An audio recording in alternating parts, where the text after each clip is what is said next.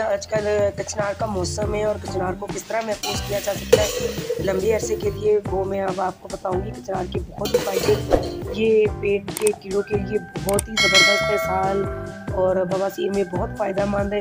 तो चलें इसको स्टोर करने का तरीका देखते हैं। तो यहाँ पर मैंने 2 टेबल स्पून लिए कुकिंग ऑयल के, और उसके अंदर जो मैंने कचनार साफ़ करके धो के रखे हुए थे, उनको वो मैं अब इसके अंदर जो है वो डाल दूँगी।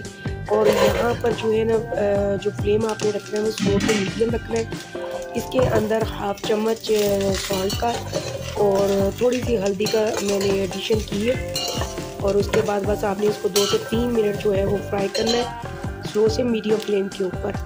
और इसके बाद आपने इसको उतार लेना है और ठंडा करके फिर आप किसी भी जिप बैग में, शॉपर में या एयर टाइट जार में जो है इसको फ्रीज़ कर सकती हैं।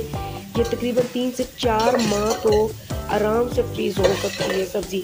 और जब भी आपका दिल चाहे आप इसको आलू के साथ, चिकन के साथ, मटन के साथ सालन के तौर पर जिस तरह हम पकाते हैं उस तरह पका कर इसको इस्तेमाल कर सकती हैं। ये बहुत ही फ़ायदेमंद सब्ज़ी है। इसके अंदर जो है विटामिन सी होती है। ये पेट के कीड़ों के लिए, कब्ज़ के लिए, इसहाल के लिए और बवासीर के लिए, ब्लड प्रेशर के लिए बहुत ही फ़ायदेमंद है। तो आप मुझे ज़रूर फीडबैक दीजिएगा आपको कैसी मेरी रेसिपी लगी, और लाइक और शेयर करना मत भूलिएगा। अल्लाह हाफ़िज़।